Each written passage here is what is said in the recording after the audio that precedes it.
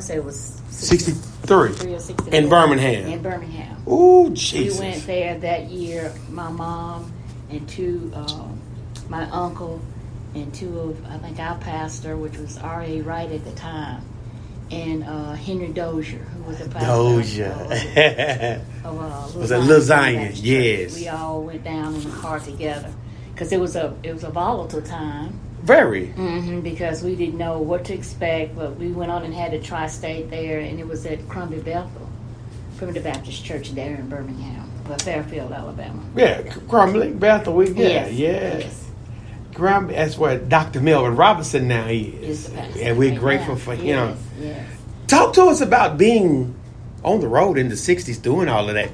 Those terrible times. Y'all couldn't stop. It wasn't no hotel, so... We stayed in homes. We stayed in some very modest homes. Modest? Yes. You say modest. Yeah, modest homes. But we did stay in some really nice homes as well, but it was... I can't ever remember stopping... even to gas up. You really don't even remember? I don't remember stopping to gas up. And of course, both my parents had already, they shielded my sister and myself, but there were certain things that we already knew not to ask or not to do.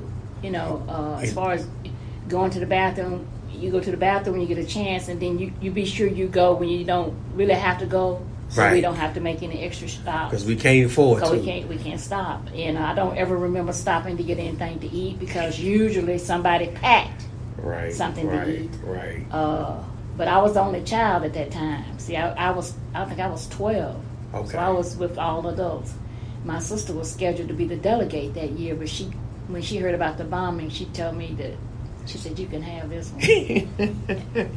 God, set that one out. Yeah, but after that, we've met some friends that have been members of the Tri-State and the National Convention all our lives. Right. 1958, 59 is when I met Harold Batts and Carl Batts. The Batts from Mobile, Alabama. Yep, and Robert Carson, who's God rest his soul, he lived in Birmingham, Alabama. Just met a lot of people, over the years going to different conventions. And had not we gone to conventions, a lot of times we probably would have never gone out of the state of Tennessee. Right. That was, an outlet then. It was definitely an outlet. And I can remember us going to Selma, Alabama. Before Bloody Sunday? In 1967. Wow. 1967, I believe. Right? For the Tri-State? For the Tri-State Convention. Okay. And the churches were on dirt roads. Well, yeah. Yeah. And I want to say that was Melvin Robinson's.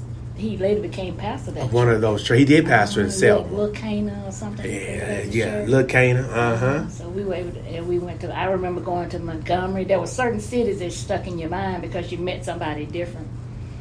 But Montgomery, Alabama, we went to, but we went during, like I said, 60s and 70s were times when, when it was you weren't certain what you were going to meet. But y'all had fun. Yeah. Had fun. The fellowship. Yeah. Fellowship. The fellowship. The fellowship. What a fellowship. What a joy divine. Yeah. And one of our kind of theme things was especially with the people that we met at the National Convention was, blessed be the tie that binds our hearts in Christian love. The fellowship, kindred mind, is like to that above. All right. The song never really meant anything to me growing up, but even now when I quote it, I understand now what it means. And to know that there's somebody on the other side of the country that worship the same way I do. That's right, and things like you, the ideologies are the same. Yeah, so I met people from California. We met the Curls in L.A. Okay. The father and the mother and the daughter, who's now a licensed. I mean, she's a pastor. She's actually a pastor. She does. She has a church, right? So we had friends in Texas, all parts of Texas, and certainly all parts of Florida. Still do. To this day. North Carolina, New Jersey. Still do to this day. Philadelphia, Chicago. We still have friends, and those are long Long friendships. Because you met them at church. We met them at church. In the convention, in the national. The convention, yes. And in 77, it was in Nashville. 77. The big one. Yes. Yeah. One of the biggest delegation of young people, 500 plus. 500 plus in Nashville, Tennessee, at the then High Regency. Where was that? Right there at the top of the right across from the War Memorial Building. Okay. I think it's not. What is it now? I don't know what it is now, but there was a High Regency then, and it was a moment in history for the Primitive Baptists. It sure was. Yeah, it was a moment in history. You know why Brenda couldn't come that year, don't you? I know she. Yeah. I just came out. I just came out. Been born. That's I right. had just come out, so she couldn't attend that year. She couldn't attend. When is your birthday? January 15th. Yeah, that's right. So yeah. Speaking of that, you know what? I think today is Daisy Farmer's birthday.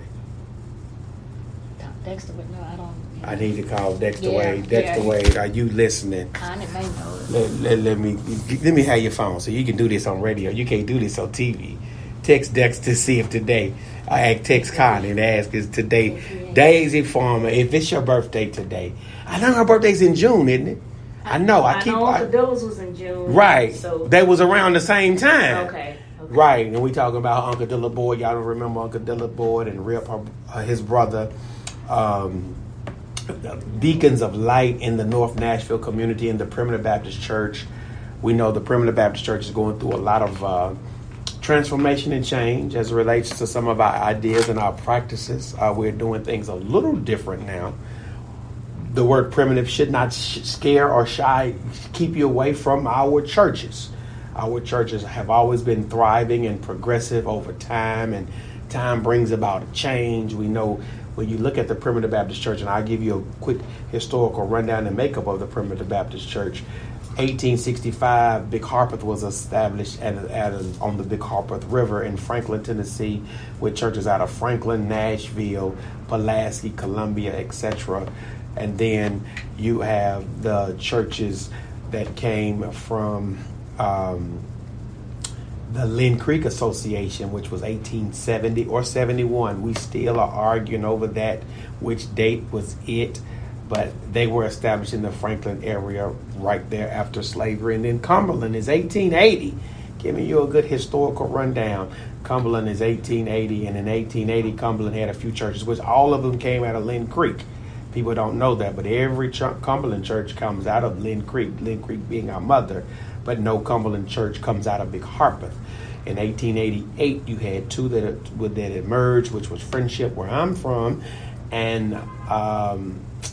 the one in Culleoka, Tennessee. Down in Culleoka, Tennessee, down in Murray County, down there below in that area, some Big Harper churches split off and started Ironside, the Ironside Association. So we're grateful for the Ironside, Friendship, Cumberland, Big Harpeth, and Lynn Creek. And then we have another one in East Tennessee called the Ebenezer Association. I don't think that those churches still fellowship together and call themselves association. So the Primitive Baptist Church carries a rich history in Tennessee and in Virginia and in North Carolina.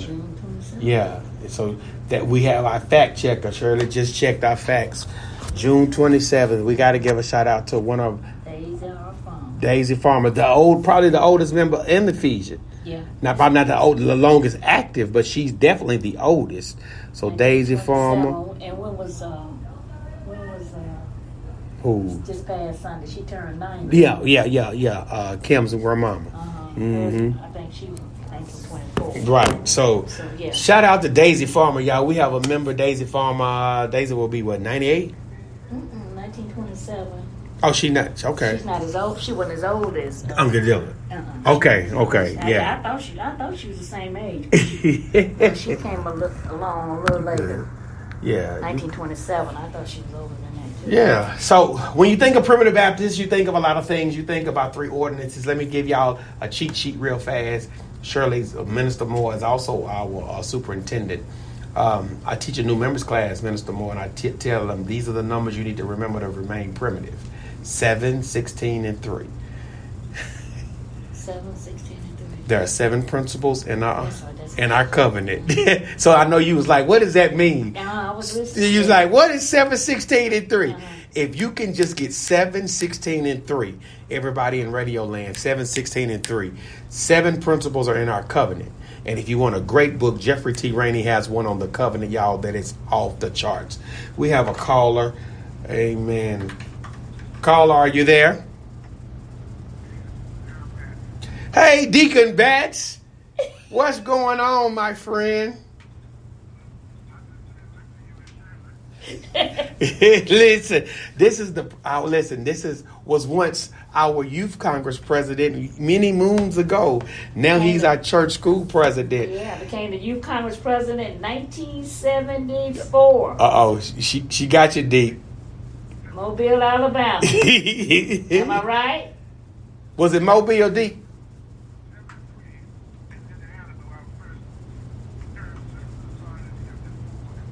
Right. Okay. Yeah, that's right. Listen. Yes, sir.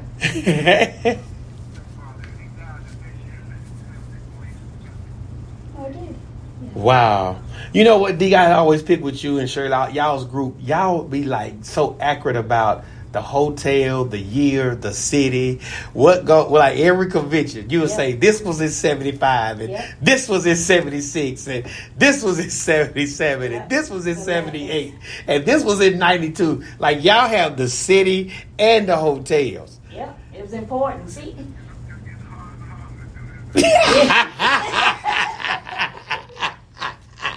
But you got to realize at that time, just to stay in a hotel, you know, we came along a period of time when you couldn't stay at the hotel. And so to stay at a hotel meant something, you know?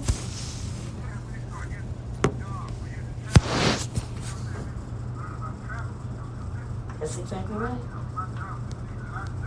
It's basically traveling with a church convention. Right. You know, it was always an experience that you can carry on to other parts of your life. Mm-hmm. That's exactly right. Well, Deke, I know you being the president. How long you been the president of our church school? And thank you for calling in. Let me hold up. I got to give you some shade first, Deke. You know you in Tiger Country. This TSU, Big Blue, 3500, John Berry Boulevard. I know you a diehard. You a bulldog to the day you die, but we Tigers, I'm going to let you slide today. I'll baptize you when we get to Greensboro. Call in and give a helping hand to a Tiger.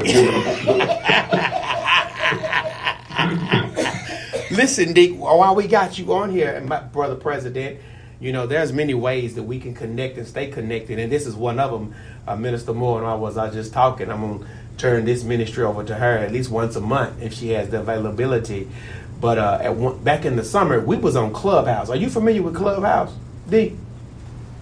Okay, it's an apparatus. It's off the chain. It's a good. It comes with its pros and its cons. Yeah. Let me say that because one day Minister Moore and I got into this room. We thought we was with some worshipers, and they were nothing but some witches. You hear me? It was scary. She said, and I've been around some witches, but that was scary. To be on the phone. So what it does, it's an app that you get to download, and it doesn't take up space, but it keeps us connected, and it keeps this conversation going. So we don't always have to be, and it's all audio. It's no video, which is good. So people don't have to dress up and make an appearance to be on Clubhouse. And we met a lot of great people, made a lot of great connections. It's all around the world. Around the world, Africa, Brazil. People were chiming in because, and I'll show it to you when we get to Greensboro. But it's just something that we can add to the arsenal. But while we got you on the phone, Brother President, you got to get your presidential address together. We are grateful for that. I mean, I know you're excited. But how long have you been president of the church school? I'm going to my second 4-year term, so I'm thinking it's 5 years. So I got after this should be 3. If I stay that long, it'll be 3 more. If the Lord say so. I say it like that. Well, we pray the Lord. We pray the Lord to say so, Deke. We thank you for your tenure. But let me throw this caveat in. Deacon Batts and his brothers had a father that was one of our premier preachers. Yes, sir. sir. I mean, Doc, when you can't mention Primitive Baptist from the old order, can't if you don't put his name in the gumbo. Yeah. Let's just say what it is. Everybody has their favorite preacher and their celebrity preacher. Yeah. Before preachers were celebrities, we could say if your daddy was living today, Deacon Betts, he would be one of them. You know it.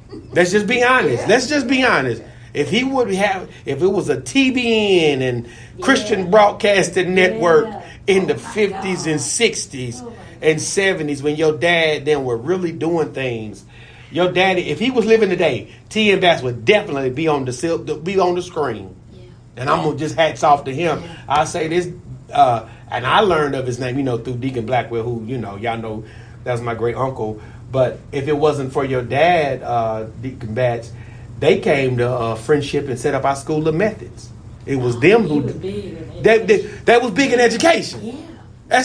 He was big in that. So shout out to your dad and what he has left and the legacy that he left, and how the church, the Primitive Baptist Church, thrived throughout the country because that type of mindset, was a pioneer in Christendom then. Go ahead, Deke.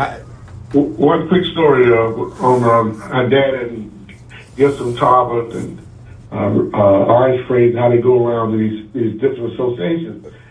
We were coming from somewhere. We were boys. We were coming from somewhere, but some kind of way. I don't know where we were coming from. But we stopped at a church in Mississippi for their association, and Dad ain't gonna go in there and I guess run this connectivity, brotherhood, working together, national convention, tri-state convention, and all that. Them folk wouldn't let us say a word. He couldn't even talk. Unless you go into some places where they won't even allow you to speak if there weren't, if it was too progressive. That's the kind of thing you would run into when you're trying to spread the gospel and grow the people that you love.